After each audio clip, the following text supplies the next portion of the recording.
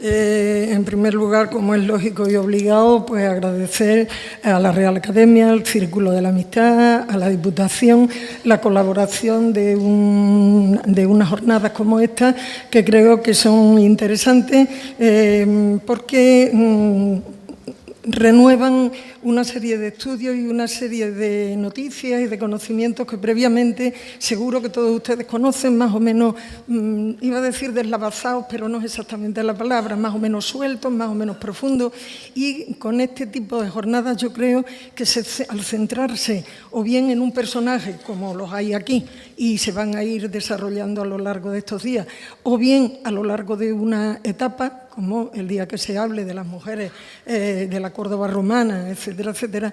Bueno, pues yo creo que se consigue que esos conocimientos más o menos noticiosos, oficiosos que se tienen, se organicen y se pueda formar un corpus sólido y que merece la pena escucharlo, sobre todo por la responsabilidad de gran parte no, de todos, he pensado lo de gran parte excluyéndome a mí, pero en fin, de todos los intervinientes en esta serie de jornadas. Efectivamente, bueno, tengo que dar las gracias, por supuesto, a todos ustedes que están aquí, saludarlos colectivamente y las gracias también a Ana Padilla, que no tengo que decir que es una buena amiga, y más que una buena amiga, una excelente amiga, y dejo al lado lo de compañera porque va implícito. Y entonces nos conocemos desde hace mucho tiempo y ella toca aspectos que seguramente por su cariño y por lo que hemos luchado en algunas de esas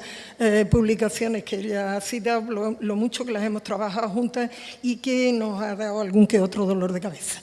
Pero bueno, voy directamente porque tampoco quiero pasarme excesivamente de tiempo, mejor ajustarme. Y se trata de hablar de María de los Dolores, Gorrindo y Cubero. Yo, para cuando se publiquen, elegí como lema introductorio unas palabras suyas que se repiten en distintos sitios. Por el pueblo mi voz jamás fue oída. Y no solo fue oída, sino leída. O sea, jamás fue no solo leída, sino leída. Porque, como ahora vamos a ver, publicó muy poco, por lo menos que conozcamos, y además tuvo una serie de problemas que realmente son los que le dan sentido a su publicación y al que nos llamara la atención el entrar a hablar de esta mujer que ya la trabajé en otra ocasión, pero que me sigue intrigando porque no consigo cerrar el ciclo biográfico de esta señora. Entonces, estas palabras, ya digo, pueden parecer que suenan atópicos y que suenan atópicos, pero que es la constatación de una práctica social en su época que, no por reprobable, puede resultarnos extraña, aunque hoy no sea lo indicado. María de los Dolores, Gorrindo y Cubero, solo sabemos con certeza que fue hija de Rafael María Gorrindo y Castro y de María Dolores Cubero. Lo tienen ustedes aquí. Yo he partido desde el principio, desde sus antecedentes, desde sus ancestros que vinieron de fuera, como ahora diremos, hasta llegar Rafael María Gorrindo, que está aquí, y llegamos a esta que es su hija, junto con otras posibles que desconocemos, por lo menos yo desconozco de momento. Referencias a su vida, pues son muy vagas, pero muy interesantes, y solo las hemos podido contar y encontrar en el prefacio del libro que ella va a publicar, que se llama Melodías del alma y que voy a repetir bastantes veces. Y también en un poema que prácticamente sigue al pie de la letra el tema del prefacio, que se llama el poema Yo nací para cantar. Yo ya les adelanto que son unos poemas muy extensos y que por eso solo traigo aquí algunos fragmentos y no el texto completo, porque sería muy pesado. De estos textos, del poema y del texto en prosa del prefacio, nosotros destacamos, y ella lo confiesa, su temprano gusto por la escritura, pero también el rechazo que esto producía en su familia. Habla de su posterior matrimonio, se deduce que ha vivido en varias ciudades españolas y que no ha dado a la luz pública más que este volumen citado, que ahora también diremos de dónde procede. También conocemos 2 poesías suyas, porque lo dice ella, en la prensa de provincias, pero no dice qué provincia, no dice el título de la prensa, ni el título, o sea, la cabecera de la revista o del periódico, y además dice que lo escribe bajo seudónimo, y tampoco dice qué seudónimo utiliza. O sea que, como ustedes comprenden, se queda todo en vaguedades. La única composición que lleva su nombre que yo haya encontrado fue a petición de los redactores del almanaque del Diario de Córdoba para 1892. Estos son todos los datos concretos que podemos aportar. Ninguna fecha, ningún lugar ni ninguna cabecera de revista o diario, en ninguna aparecen referenciadas, que yo sepa, otros datos que puedan complementar los que yo aquí acabo de denunciar. Por lo cual, algunas de las apreciaciones que yo puedo hacer pues pueden ser recogidas con cierta cautela, porque salvo que se encuentren otra información, pues eso es lo que tenemos. Las primeras noticias sobre la escritora la encontré en el ya imprescindible trabajo de otra compañera nuestra y académica correspondiente en Madrid, Mari Carmen Simón, Escritoras españolas del siglo XIX, Manual biobibliográfico. Y la referencia que aparece es la siguiente: María Dolores Gorrindo, con la entrada número 2160, Melodías del alma, poesías, editado en Valencia, en la imprenta de la Viuda de Amargós, en 1893, 140 páginas más 2 hojas. Y ella cita 2 ejemplares, los 2 únicos que ha encontrado, uno en Madrid en la Biblioteca Nacional y otra en la Biblioteca de Palacio. El de la Biblioteca de Palacio es muy interesante porque está en encuadernación de lujo, no tiene la encuadernación original en terciopelo azul con la encuadernación institucional de la Biblioteca de Palacio, con el logo en dorado de la Biblioteca de Palacio. Pero luego, sin embargo, nosotros en esa entrada no hace referencia al libro sobre el que yo personalmente he trabajado, que es otro ejemplar que hay en la Biblioteca Histórica de Valencia. Y en ese aparecen una serie de datos que son firmas, posiblemente uno del bibliotecario que lo recibió, y parece otra que es su propia firma, pero no hay dedicatoria expresa a la Biblioteca de Valencia. Por eso pensamos que el haberse imprimido en Valencia y el haberse publicado también en Valencia testimonian que en alguna época de su vida debió vivir allí. Pero la información que hemos requerido tampoco ha sido satisfactoria. De la biblioteca no han sabido darnos ni datos ni información sobre esta persona o su posible o su marido, o la profesión, porque tampoco sabemos tampoco sabemos la profesión que tendría. De manera que su nombre no aparece tampoco ni en manuales ni en antologías y, en consecuencia, pues tampoco ha recibido ninguna valoración, ningún comentario, ninguna crítica, ni positiva ni negativa, porque es totalmente, o por lo menos ha sido hasta ahora, totalmente desconocida. Otro dato biográfico, contrastado por gentileza de un documento que don Francisco Muñoz Gusano nos dejó consultar, pues aparece su nombre en la relación genealógica recogida en el testamento de Antonia Díaz Castro, viuda de Pedro Rey Gorrindo, y de su hijo José María Rey Díaz, y el ser hija de Rafael María Gorrindo y Castro y de María Dolores Cubero. No podemos certificar si el matrimonio de María Dolores y de Rafael María Gorrindo tuvo otros hijos, porque la escritora en sus poemas habla de su madre, de sus hermanas, pero no da el nombre, y solo en una ocasión habla de sus hermanas, y habla de una hija que se llama Blanca, pero no habla tampoco, porque en otra ocasión habla de hijos en plural. Con lo cual, pues, seguimos con poquísimos datos. Sí es verdad que en otro poema, que se llama Perlas del alma, ella metafóricamente dice que se reconoce hija de Andalucía. Y estos someros antecedentes familiares que hemos podido ver ahí en ese cuadro genealógico, que están tomados unos del archivo de la parroquia de San Pedro y otros de la parroquia de San Andrés, bueno, pues esos son los que estamos intentando completar. ¿Quién era su familia? Pues la familia Gorrindo llegó a Córdoba oriunda del Valle de Isaba, en Navarra. Y del primer miembro que tenemos referencia es de Pedro Gorrindo, casado con María Fuensanta Castro y Pozo, en la parroquia de San Andrés. A su muerte fueron enterrados en el cementerio de la Salud, pero yo tengo que decir que he ido, consultando la página de FECOSAN, he ido al cementerio de la Salud y no está la lápida en el sitio donde dicen que está. Por lo tanto, sería otro misterio, o por lo menos yo en ese sitio concreto no la he encontrado. Bueno, pues ambos personajes son los abuelos paternos de nuestra poetisa. Llegaron a Córdoba como comerciantes de trigo y harina y ampliaron el comercio con posterioridad a otros productos.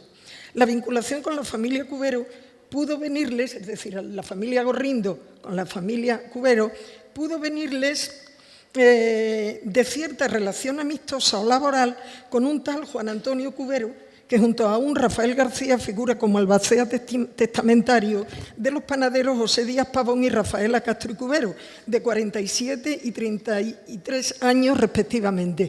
Estos datos son también de ese documento notarial de gentileza de don Francisco Muñoz Osano. Gorrindo y Cubero, pues, pertenecieron al mundo del comercio. Córdoba debió facilitar a los gorrindos el ascenso en la escala social, puesto que ya los miembros varones de la segunda generación, concretamente de don Rafael María Gorrindo y Castro, el padre de María Dolores, desempeña cargos políticos de especial relevancia, sobre todo en el ámbito provincial. Y como comerciante de tejidos con saneada economía, figura en el censo de 1865 entre los primeros 30 contribuyentes. Como ustedes saben, los censos eran según rentas, no eran generales, no eran universales. Si bien careciera de estudios universitarios, Rafael María Gorrindo militó desde muy pronto en las filas del Partido Progresista Cordobés, en el que llegó a ocupar el cargo de presidente del Comité Central. Fue también el secretario de la Junta Revolucionaria de Córdoba, que apoyaría el derrocamiento de Isabel II, concejal del Ayuntamiento de Córdoba en 1869, diputado provincial entre el 69 y el 74, vicepresidente de la Comisión Permanente de la Diputación Provincial, senador y presidente del Círculo de la Amistad, cuyo Ateneo se vio favorecido durante su mandato con un interesante impulso cultural y la compra de la biblioteca de don Domingo Portefax en 18.000 reales, que se abonaron en mensualidades de 500 reales. Biblioteca en torno a la cual puede decirse que surgió el Liceo Artístico y Cultural. En la revista de la Casa vienen varios artículos, sobre todo hay uno también interesante de María Araceli González Ripoll, que da otra serie de documentos más. Otras gestiones primigenias y más intensas fueron la fundación de la Universidad Libre de Córdoba, que partieron de don Rafael María Gorrindo y Castro, y para lo cual redactó una moción presentada a la Diputación Provincial con el título base sobre la que se asienta y hace necesaria la fundación. Sobre este tema han estudiado con profundidad también nuestros compañeros académicos, don Ángel Fernández Dueña y don Juan Aranda Doncel, con lo cual los detalles los remito allí. Pero Fernández Dueña hace hincapié en que el objetivo de la universidad era remediar la incultura masificada del pueblo cordobés y facilitar estudios superiores a jóvenes de humilde condición. Hay que tener en cuenta que en Córdoba en aquel momento había una gran atonía cultural y en esos momentos concretos se intentaba, entre otras cosas y otras más, pero sobre todo estas, poner remedio a esa atonía cultural. Don Juan Aranda, aparte de los datos interesantes que proporciona, apostilla que la alta burguesía se sentirá beneficiada, con lo que también apoyará el proyecto universitario. Es decir, era un proyecto no solo intelectual, sino económico y de origen fundamentalmente burgués. Sorprenden, por tanto, las reiteradas quejas que ahora iremos viendo de la autora, vinculada tan directamente con una familia progresista, pero tan cercada por la incomprensión reiterada del entorno hacia su temprana vocación de escritora, como confiesa en el prefacio de su poemario y en algunos otros poemas que ya hemos citado. Dice, entre otras cosas: habiendo leído algunas composiciones a personas que con su amistad distinguían a mi familia, noté con dolor que algunas de ellas hicieron de mi afición a la poesía objeto de sus sátiras, mostrando en varias ocasiones que era para algunos motivo de irrisión, como si con ello quisieran dar a conocer que la noble afición que hacia la poesía yo había llegado a sentir fuese solo digna de ludibrio y de mofa. O sea, aquí ya es una nota que indica en qué ambiente fundamental se movía ella. Por lo tanto, vamos a intentar desmenuzar un poco detalladamente algunas de las características que hacen que esta mujer responda al modelo de escritora y de mujer culta de su época y utilizando las palabras que ella suele aportar. Hemos de insistir, pues, que la autora, pese a los esfuerzos realizados hasta el momento, pues no hemos podido detallar más cosas. Sí que ha aparecido en el mundo social la vinculación de sus miembros varones, no solo a la clase política provincial relevante, sino también el rechazo que su vocación de escritora provoca sucesivamente en esa familia. Sin embargo, María Dolores Gorrindo figura como vocal del Tribunal de Damas en los Juegos Florales de 1865 y 1868, año este último en que don Rafael María Gorrindo ostentaba, entre otros cargos, el de presidente del Círculo de la Amistad, sede en estos años de los Juegos. Sabemos que el salón del Círculo ha sido el ámbito preferido donde se desarrollaban este tipo y se siguen desarrollando otras actividades culturales y sociales parecidas. Pues bien, ahí, si pueden ustedes leer, que lo leerán mal, la lista de señoras que componen el Tribunal de Damas de Juegos Florales en el 65. Bueno, pues la condesa de Torres Cabrera, doña María de la Concepción Rubio y Armenta, doña Josefa Ruiz del Burgo, doña Josefa Ramírez de Arellano, doña Adolfina Raón, doña María de los Dolores Gorrindo y Cuero, doña Cándida Castiñeira, doña María de la Concepción López y doña Luisa González Rubano. Y luego, aquí, señores que componen el jurado con los miembros del tribunal, que eran personas relevantes de Córdoba. Yo quiero hacer un inciso en el sentido de que el Tribunal de Damas realmente no servía de nada más que de adorno. La función es exactamente la de cualquier azafata, de cualquier concurso importante de actos sociales. Es decir, acompañar a los premiados, llevarse a los premiados, leer el título de sus composiciones, si hay los regalos que se hacían no eran en metálico, sino que era o la flor natural o una joya, y ponerla en contacto con los miembros del tribunal, que eran los que realmente tenían importancia. Está perfectamente reglamentado todo esa composición del Tribunal de Damas, porque parece que se quejaron de diversos miembros que los Juegos Florales no eran todos, el fallo de los Juegos Florales no era todo lo limpio que debía ser, y exigieron que se redactara un documento bien detallado con lo que servía y lo que no se podía hacer. Por eso está todo perfectamente relacionado. Ahí hemos puesto la portada de los Juegos Florales del 68, pero realmente la del 65, que tengo yo un ejemplar, está muy deteriorada y por eso no la he podido poner. Sabemos también, por esos textos suyos, que contrae matrimonio, pero no sabemos con quién, que tiene al menos una hija llamada Blanca, que se marcha a vivir fuera de la ciudad, y tampoco sabemos cuál es el periplo recorrido, que dice que se inicia, son palabras suyas, en una localidad reducida, otra en la que le sobreviene una espantosa desgracia. Yo sospecho que puede ser la muerte de algún hijo, en este caso el único nombre que aparece en su poemario, su hija Blanca, pero bueno, son sospechas mías, nada más. Y otras varias veces dice que vive a orillas del Manzanares, es de suponer que pueda ser Madrid, donde quizás se establezca en función de la profesión del marido. Pero bueno, son suposiciones. También nos atrevemos a insinuar una etapa valenciana por ser el lugar, como hemos dicho antes, donde publica su libro. Publica también ese poema Perlas del Alma en el Almanaque de Córdoba, pero realmente si queremos seguir con este trabajo, nos vemos en la necesidad de emprender una labor de, como dice Nancy Armstrong, una gran investigadora, de la reconstrucción arqueológica de su vida y de su obra, con el fin de dar voz al silencio, o al menos a una parte del mismo, haciendo presente y visible a una escritora prácticamente desconocida.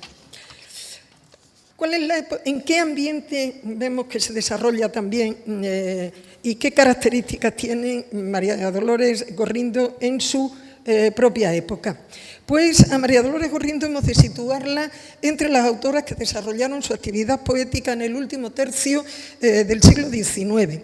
Su producción poética se produce, por lo tanto, dentro de la corriente romántica, en momentos en los que las mujeres ya desean publicar su obra y no solo escribirla para la intimidad, o cuanto más darla a conocer en el espacio estrictamente doméstico. En estas escritoras, la actividad literaria supondrá un reto y un acto de rebelión, según el cual, a partir de ese momento, su actividad no permanecería circunscrita a la conducta personal e individual, sino que pasaría a remover los cimientos de una sociedad patriarcal como la española, que no volvería a ser la misma en cuanto a mecanismos de control de las mujeres, salvo el desdichado paréntesis de la dictadura franquista. La rebelión a la que aludimos se produce de manera gradual. Parte de una primera desorientación social al convertirse la mujer hasta ahora y pasar de objeto poético, que era lo que había sido, a ser sujeto poético. Y por lo tanto tiene una voz propia que se tiene que dejar escuchar. Y esa voz propia tiene también sus propias características individuales, no solo las generales del movimiento a la que pertenezcan. Es decir, ya hablan y tratan no solo temas que habían sido consideradas tabú para las mujeres.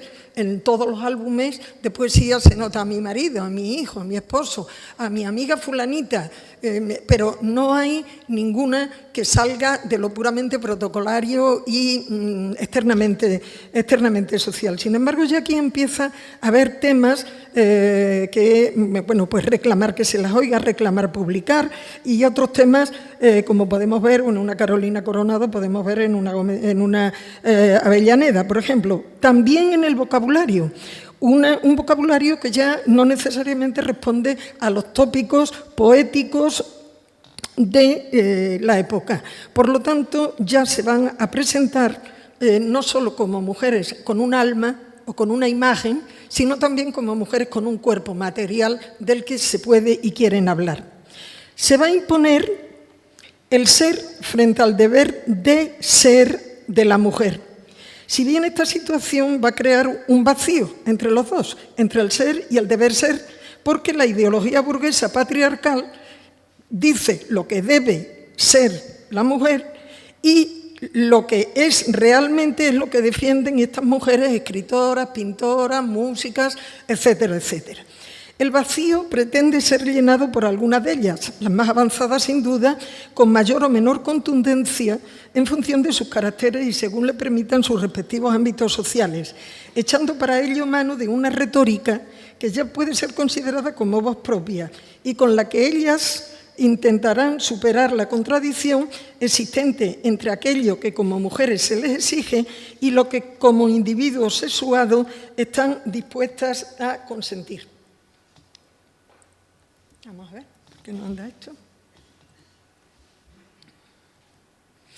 Aquí, este libro educativo de Calleja, bueno, pues el título ya nos habla de lo que es cómo se educa a la niña, la perla del hogar. Un título muy metafórico que alude no solo a cómo es, sino a cómo debe ser y el valor material y espiritual que puede tener. Y cómo, según ese deber ser, se convertirá más adelante en la mujer que debe ser, es decir, la mujer burguesa, la mujer acomodada, la mujer que tiene como oficio su ocio, porque tiene quien pueda servirle, y por lo tanto, bueno, pues por lo tanto ahí tenemos, digamos, el orden de lo que se debe ser, pero que, sin embargo, pronto va a ser alterado porque pronto surgen los movimientos reivindicativos, sobre todo en Norteamérica, los movimientos sufragistas, el feminismo, etcétera, etcétera, y esos movimientos van a encontrar defensoras que, sin embargo, en otros países van adelantadas y que en España seguimos encontrando con un cierto atraso. Es decir, pueden convivir perfectamente estas dos figuras porque mientras que en el resto de Europa ya tenía una gran fuerza este tipo de mujer, aquí ya incluso el modelo físico, el entorno social, pues ya cambia por completo lo que puede ser. Y ¿qué miedo era el que se corría? ¿Qué miedo era el que tenía la sociedad española? Pues el que con el tiempo, y ahora iremos desarrollándolo, se convirtieran en libertinas, es decir, en mujeres que llevan la falda por encima de los tobillos, mujeres que fuman, mujeres que leen la carta del novio, mujeres que pierden el tiempo, que son ociosas, es decir, bueno, este cuadro de Ángeles Santos es muy repetido, pero es que creo yo que es muy ilustrativo de lo que venimos diciendo. Es decir, hay un contraste entre lo que la sociedad, por una parte, vive y la revolución de estas mujeres, la pretendida revolución de estas mujeres, va a manifestar. Porque María Dolores Gorrindo va a ser una de estas mujeres que afloran en el panorama poético español, que ella lo que quiere es ser conocida, ser leída, porque a ella le gusta escribir, es decir, por tener el placer de la escritura y sin ella saberlo, era la atmósfera que se iba produciendo y que la favorecía, era por una parte pues la atmósfera, el desarrollo del liberalismo y por otra las ideas románticas, que como ustedes saben no son solo un movimiento literario, sino de carácter mucho más generalizado. Y ahí, en esos dos movimientos, se favorecía mucho el camino de la libertad individual y la manifestación de la subjetividad personal.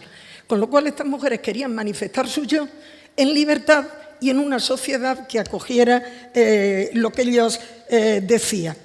Realmente las circunstancias políticas españolas no absorbieron esas nuevas ideas inmediatamente tal y como se fueron produciendo en Europa, sino que todavía estaba vigente la alta cultura del neocatolicismo del periodo isabelino, sobre el que se asentaron las escritoras españolas de este periodo. Las estudiosas dividen tres periodos en este momento. El primero más vinculado al romanticismo, el segundo un poco de transición, ya donde hay algunos atisbos de libertad y de, digamos, progreso en la manifestación de las mujeres, y luego una tercera que sería ya, bueno, pues en la época anterior a la Primera República, donde entraban en armonía con el desarrollo de otras mujeres ya plenamente europeas. De manera que el debate sobre la emancipación femenina que se daba en Europa y América a partir de 1840, ya vimos ahí a esos dos cuadros y esas dos figuras, pues interesaban, y sobre todo María Dolores Gorrindo formó parte de una pléyade de mujeres escritoras a caballo entre el siglo XIX y el siglo XX, pero que vivieron el drama de la dualidad y de la contradicción. Esa es la referencia que les di antes de la entrada bibliográfica de la que partí yo, del libro de Carmen Simón, y esta es la portada de la edición que nosotros hemos manejado en el estudio.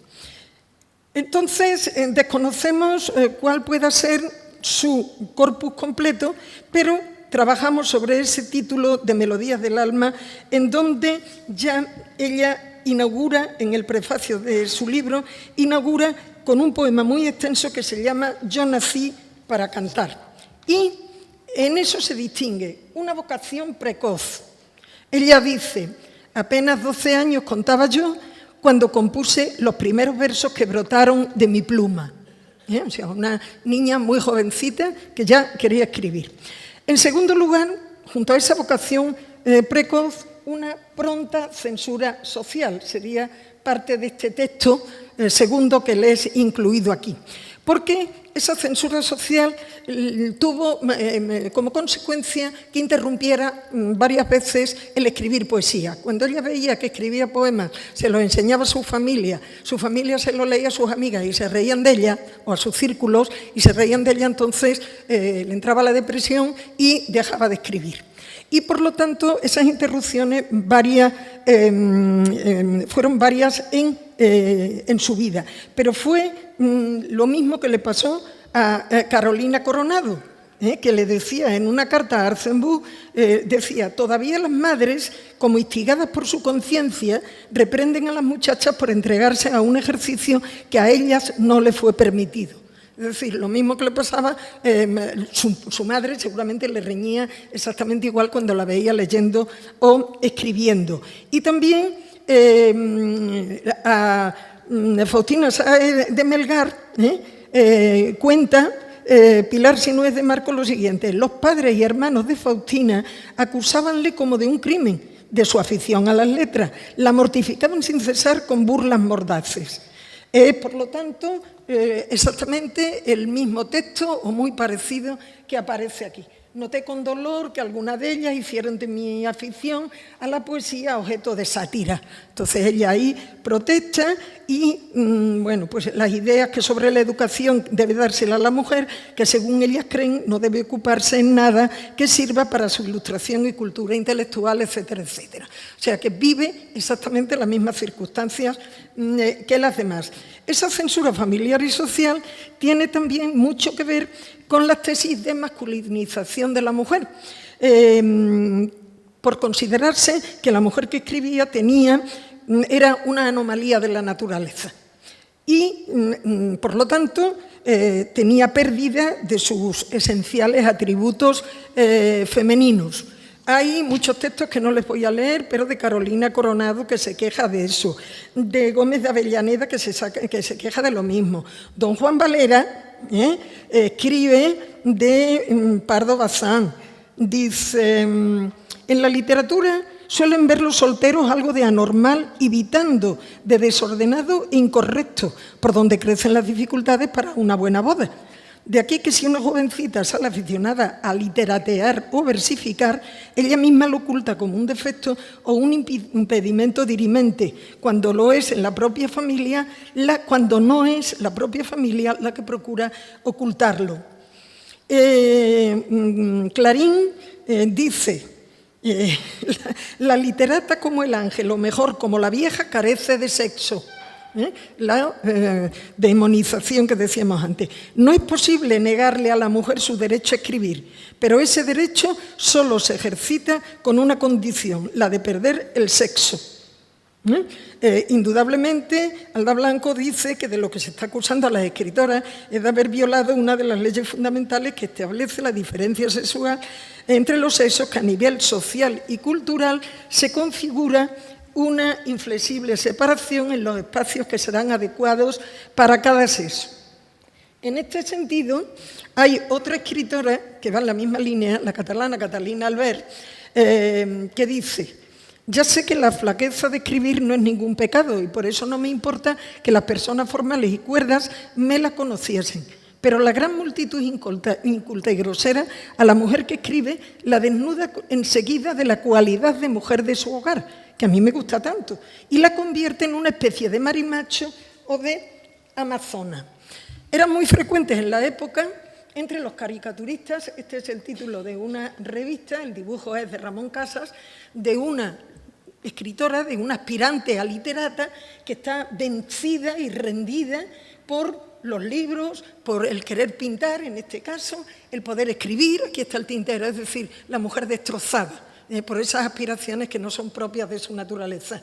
Y aquí no he podido leer el nombre porque viene muy borroso, pero es una caricatura, en este caso, de doña Emilia Pardo Bazán. Que, en fin, de cara era bastante agraciada, aunque luego el tipo morfológico no respondiera a los gustos actuales.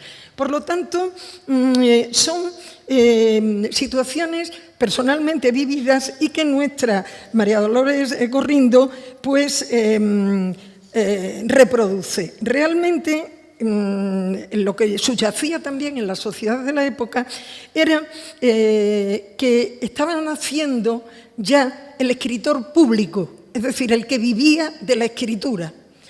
Y a la mujer hasta ahora se le había permitido ser escritora, pero en privado. Pero en el momento en que aspiraba a convertirse en escritora pública, es decir, en editar, en publicar, en ganar dinero, en el fondo lo que subyacía no solo era una mentalidad de desigualdad de géneros o de sexos, de capacidades, sino que lo que subyacía era una competencia desleal, entendida por ellos, a la hora de vender los libros, que eso también está dentro de esa característica. Por lo tanto, el hecho de aparecer en público era peligroso por varias razones, porque se podían convertir en personas un poco alocadas y porque surgía una competencia clara. Por ejemplo, Carolina Coronado le escribe a Arzenbusch porque ha querido publicar un texto y no encuentra editora que se lo haga. Y le dice: espero que usted me diga si esa sociedad, la sociedad en la que tenía mucha parte Arzenbusch, era la sociedad tipográfica y literaria, dice: espero que usted me diga si esa sociedad tomaría también poesías de una mujer, y están así, con letra cursiva, que son en nuestro tiempo las dos cualidades que hacen retroceder coléricos a los editores y espeluznados a los que compran libros. Poesías de una mujer, o ridiculez, o audacia, o pernicioso ejemplo. O sea que hay toda esa serie de cosas. Esa aparición de la escritora pública se perdonaba muy restringidamente y solo en algunas ocasiones. Y eso tendremos ocasión de oírlo y escucharlo en otras conferencias que vienen aquí, porque se les toleraba cuando se publicaba como modus vivendi. Es decir, la señora se quedaba viuda, no tenía económicamente se quedaba en una situación desfavorable para sus hijos, para su familia, y entonces se le toleraba porque no transgredían, era por obligación por lo que esta mujer salía al público, pero no por frivolidad. De manera que en un artículo Cansinos Assén le contesta a Angelina Alcaide Zafra, donde, entre otras cosas, le dice que su artículo no es publicable, o su libro no es publicable, porque no tiene suficiente conocimiento de los hombres. El título se llama Cartas de hombres. Pero, sobre todo, lo que subyace, dice Cansinos Assén, es proclamar su derecho a los beneficios crematísticos de la literatura en su aspecto industrial. Por lo tanto, celos profesionales, competencia económica, etcétera, etcétera, pues apuntalan lo que son los códigos propios de una sociedad anquilosada y de una sociedad poco progresista. Por lo tanto, la vocación poética conllevaba muchas disculpas por parte de las mujeres, se sentían obligadas a disculparse.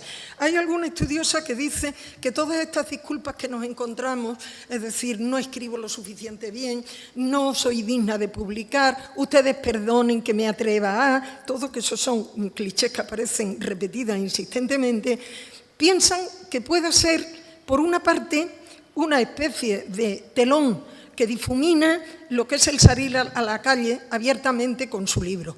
Pero, por otra parte, puede ser también un tópico retórico para pasar un poco desapercibida. Gómez de Avellaneda, en un poema muy famoso, a la poesía, dice, entre otras cosas: «Oh, no orgullosa aspiro a conquistar el laudo refulgente que humilde acato y entusiasta admiro de tan gran bate», es decir, de Petrarca. «Mi pobre ofrenda estremecida elevo y una sonrisa a demandar me atrevo». Ni siquiera pide aplausos, pide una sonrisa de complacencia. Bueno, pues realmente eso es lo que viene a decir María Dolores Gorrindo.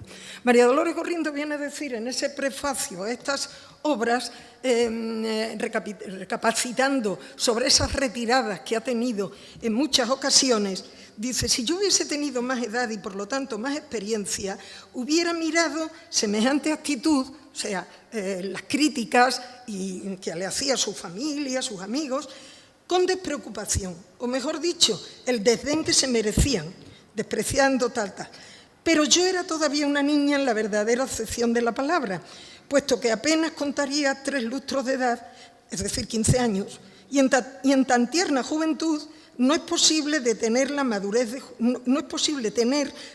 de juicio ni la rectitud de criterios necesarios para apreciar las personas y las cosas en su verdadero valer. O sea que más adelante se da cuenta de lo que ha sufrido por una cosa que ahora ya no está dispuesta a seguir respetando, por eso es por lo que se decide publicar. Pero previamente su frustración aparece otra vez en otro poema extensísimo que se titula Yo nací para cantar. Es toda una confesión de intenciones. Dice, tan solo porque versos cantaba y componía y solo porque osaba la lira yo pulsar, el vulgo, en su ignorancia, punzante me zahería. Entonces, sollozante, mi voz enmudecía y entonces entre lágrimas ahogaba mi cantar. Luego desarrolla todo el tema. Entonces, hay también ese sentimiento de autoinculpación que hemos visto aquí. Yo cometí el error de preocuparme más de lo que debiera, aunque el texto es un poco largo, no lo voy a leer, porque realmente lo que nosotros estamos comprobando es que la poesía la puede ella practicar como otras muchas lo habían hecho como terapia, para calmar un dolor, una pena, un fracaso, algo que le haya sucedido. Lo hacen cantidad de mujeres, no solo ella. Patrocinio de Viedma y Vicenta García lamentan y cantan la pérdida de su marido y de su hijo. Rosalía de Castro, para consolarse del destierro de su tierra gallega, por llamarle de alguna forma. Gómez de Avellaneda recuerda los primeros tiempos de su llegada a España y dice, empezaba yo a padecer una situación penosa y sin poesía. Residí a veces en Sevilla, a veces en la villa de Constantina, donde estaba nuestra casa solariega, y aunque siempre triste, siempre disgustada de la realidad de la vida, siempre desconfiando ya de un porvenir que se me presentaba tan risueño, cultivaba la poesía y puedo asegurar que le debí inefables consuelos. Otro texto, que tampoco voy a leer entera, en que Dolores Corrindo dice lo siguiente. Por contrariedades de la vida, estaba triste y encontró que escribiendo se liberaba. Y que por lo tanto, pues, decidió, dice, y sin acordarme del propósito, es decir, de haber dejado de escribir, de no cultivar más el trato de las musas, realicé la idea que como inspiración del cielo me asaltó entonces, y otra nueva composición poética saltó de mis plumas, etcétera, etcétera. Y en ese mismo poema que cité antes, otra serie de versos sobre el mismo asunto. No se queda ahí, María Dolores Corrindo, va cogiendo lo que pudiéramos llamar confianza en sí. Y entonces se produce el paso, que también se da en otras escritoras, de autoafirmación creadora. Y esa autoafirmación creadora es la que en ese poema dice, nací para cantar. Así, desde el momento que hirió mi tierno espíritu la luz de la razón, lacé instintivamente mi voz a las del viento, cantando entusiasmada con inspirado acento a todo lo más bello que existe en la creación. Bueno, se decide a publicar y por lo tanto la rebelión está llevada ya a su máximo punto. Y se pregunta, ¿por qué a los hombres no les gusta que escriban las mujeres y por qué a las propias mujeres les disgusta que otras, como ellas, salgan sin embargo fuera? Y la pregunta es una pregunta que casi nos hace pensar a lo largo de toda esta composición en una situación de esclavismo intelectual. Dice, ¿será para que arrastre la mujer la mísera existencia en un trabajo rudo, grosero y material, sin cultivar su viva, preciosa inteligencia, como la araña teje sus redes, sin conciencia de sí misma y de dónde dimana el bien y el mal, ella eso lo vuelca por el derecho a expresarse. Y además un derecho que se lo da Dios. Es un derecho divino, porque dice que Dios hizo las almas iguales y que, por lo tanto, si las almas son iguales, se pueden expresar en igualdad de condiciones.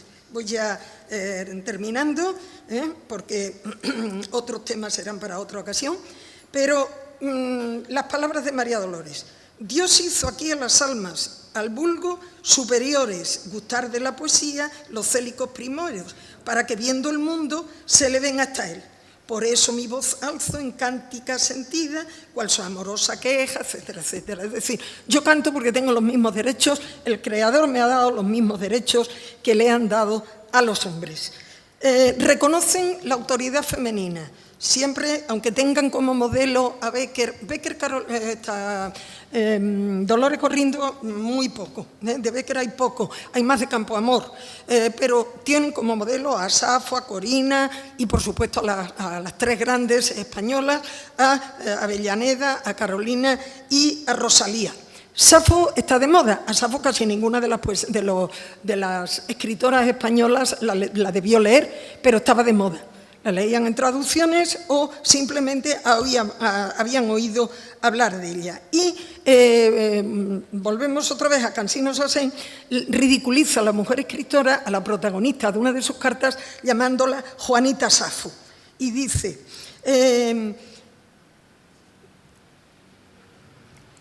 cumpliendo mi palabra, pongo a Juanita Safo en relación con algunos amigos.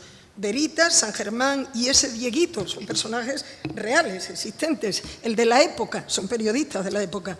Safo se revela una maestra consumada en el flirteo. Es espiritual, ocurrente y oportuna. Sabe intercalar a tiempo versos modernistas, frasecillas en francés e italiano, encandilar a sus admiradores y luego apagar sus fuegos con una palabra digna. Fuma cigarrillos egipcios en una larga boquilla de ámbar que parece un puntero y da así una nota de mundanidad y desenfado que escandaliza a hombres y a mujeres. Por lo tanto, vemos que la situación es muy difícil de remontar y que son estas circunstancias que rodean a cualquier escritora la que haga que María Dolores siga escribiendo por esa serie de razones, como hemos citado, pero también o bien por falsa humildad, que podría ser, algunos críticos lo interpretan así, y otras por sinceridad, dicen que escribe no porque le ofusque el brillo de la gloria que otras mujeres antes supieron conseguir, sino que ella quiere dejar su pluma, dejar su texto y, por lo tanto, quiere saber lo importante que puede ser su trabajo ante el público y ante la gente. En resumidas cuentas, es este ejemplar único sobre el que nosotros hemos trabajado. Se podría hablar, ya digo, de la estructura de la obra, de los temas, de las influencias, hacer un estudio crítico, pero no creo que este sea el momento. Y mi intención era dar a conocer más a la persona que a la obra, puesto que la obra ahora también se puede consultar en una edición de la que yo me ocupé también hace algún tiempo. Y entonces me pareció oportuno que, al no ser un libro, por supuesto, ni comercial, ni